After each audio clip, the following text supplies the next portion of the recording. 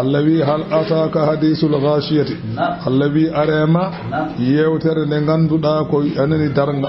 ghashiyati ko daranga nyalama kippo li annaha taghshal khalaiqa bi ahwaliha ne wonno nyalama o ko mo hippa tagoje de e kulhuli makko wujuhun yawma idhin jesi nyalama daranga yara khashiyatun ko koyde amilatun golloje nasibatun tampude won hen jesi de jeeda ko jom tampere o tampoje tan ene bada ceenuje gejjelle tasla de ene nata naran anani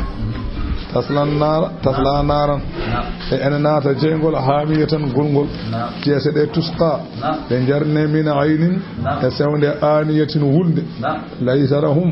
alana be da'amun nyamde ton illa min dari'in sawana lekki weteni lekki nganda ay daba goto nyamata dum qala abu darda o winon lekki kido الحسن ببي إن الله تعالى يرسل على أهل النار الجوع ويسيب بيناتي جيغول الله ورتر مبه كو ويته هيك من الله ورتر مبه هيك حتى يعدل انهم ما هم فيه العذاب هاي هيك غي فوتا مبه لفتده ولا دومbe هيك غي حكيمو متود ها واي مبه لفتده be gonde doomde fayastaghithuna bi Allah min mayi hek wallu min fayaghasuna bi fabare bidari ikilek onon kido leki zu ghussatin ko joomiraki deddere deddade fayaghsuna fi bi joomu yaram nyama lekki deddo فيذكرن أنهم كانوا يجيزون الغصص في الدنيا بالماء بتشفترنا أيوة بتشفتر وند سبب إنهم أدونا ونديم بتلي نرنا تدرنا بتشفترهم وصاف يستسقون ببيع الله من جدي يرد الله من جدي يرد من هم من دليل فيعدسهم الله رم دينه ألف سنة كذا وينه هتانه بدم بيمي be kaydar ha heege nge fata mabbe e jeygol no jeygol wayni no heege nge wayre mabbe e bi Allah min kaydi min tanfi Allah aduna be kiile kibe nyaam be deddo se be deddi man be ciftora to aduna de sen deddi noma yaranno ko ndem tellinir deddere mum be Allah dum dina be hitade do dubu ujunere be domda ha dum ka bona kadi ha dum ka bona summa yaskuna min aniyatin be jarne min ayninaani ne sewde wunde la hani atan wala mari atan wana welde wala nabide فإذا أدنوه من وجوههم سبلني جيسنا بسوي ليتن أي سلخ جلود وجوههم تن بري جيسده نيورتو دمول وترتني وشواها تن جمبول دم بندنا يسونغو فإذا وصل بدونهم سنديام دم يتيما ديدي be tan kada ha taje ko wonno derde ko fof yalta hay gowa kuno yastaghisu yughasu imma in kal muhri yasbil wujuha fi sarab wa sar mustafaqan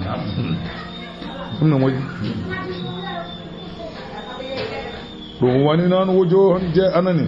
الذي ليس لهم علنا بدعام نيامد الا من ضريع سوانا لكني ويني لا يسمن كيدون فينتا ولا يغني نفتا من جوء هيك الذي وجوه جاءت يوم اذن ان يلامنا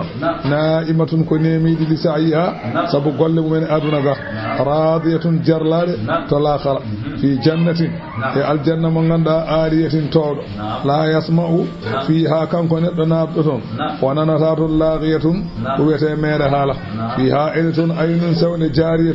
لغندا كتغور فيها إنتون سرور ندتتي لغندا مرفوعة أمتال لغندا كتغور وأكوابون كفوج موضوعة لغندا كبوالي بل لنادي إدو مثلا فولي فودا نجارة وانا ماري بيتالاج مصفوفة بدادي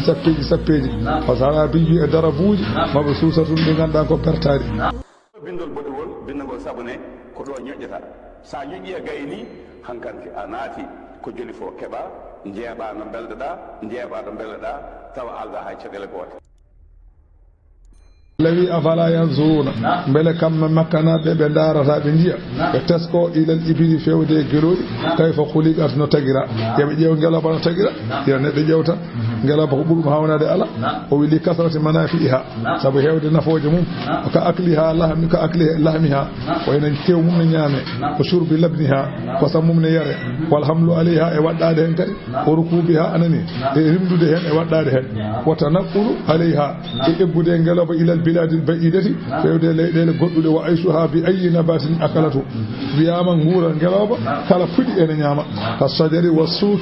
أنا نيدي كويل لدئن جيئن فوف كان يواندا كان يوكرتان وصبرها كده على الأدس بياما غلابا نمونا دومك فد بالد سب سوى يراني فأكثر والله بدو هيود فدوائيتها دفتو قول من من قادا وننتدو غلابا كده سادو ويدو كده دفتو كان كده أتابتا فيت كان كده سادو ويدو كده دفتو ولو صغيرا hay soko cugani so wi dum tayi ha wono huduha ngaloba giddugol mum o yiyata o barikatun tawone jusi bil ahmali sagilati dimne teddude wala tuusi man wadi athu hirigdiha ngaloba yabbata on mo ngada anani jabbude koynal mudum o anani watata asaru bis sawti al hasani ngaloba kadi en battina e sawtu beldo ma ghilzi akbadiha wonde tekkude keni mum wala shay'a min al hayawanati jamaa hadhihi al ashiya ala hunde yo hunde e pon kon dendindi deedo gere ghayra ha ko wana ngeloba wali kawniha afdalu ma indal arabi te wonno ngeloba dendanga ko arabe be fo njugi ko ngeloba bul muddude jaaluha diyata dum tagi kala bararbe be dum do woni idde mudum afala yanzuruna bele be diyata ila al ibli fewde gelodi kayfa kuliqan no tagira wa ila as-samai fewde asaman kayfa rufi'an no bamtira wa ila al jibali fewde kaaje kayfa nusibat no darnira wa ila al ardi fewde leydi kayfa sudihan no wertira yabe jeew be jeewi fa yastadilluna biha ala qudratillahi be tindinoro be hatta Allah sa jeewi dum wana ma and Allah fazakir mijo anani walla fazakir sittimbe neemaji Allah e dalillaji gotin paago hatta Allah innama anta muzakkirun ay an ka min ka baajotodo sam lasta alayhim ala taaki e dow mabbe bi musaydirin ka bawno ana wawdata bida ko yawaji ala kan illa man tawalla sawana on tuti gadi mana wa kafara yati qur'ana on fa yu'azibuhu Allah ma alla likum al azab lati al akbar mawd tawi nadi yati qur'an turni ma masalan qur'an ma alla litu way adun latum la kharakat inna ilayna ay ko fewde amen iyabahu woni duttogol mabbe marti kadi inna alayna koy dow hoddira amen hisabahu woni jobbi mabbe min goppata dum abadan ha cey bindol bodewol bindagol sabune ko do ñoƴƴata sa ñoƴƴi e gayni hankanti a naati ko joli fo keɓa jeeɓa no belɗoɗa jeeɓa ɗo belɗoɗa tawa alda hay caɗele goote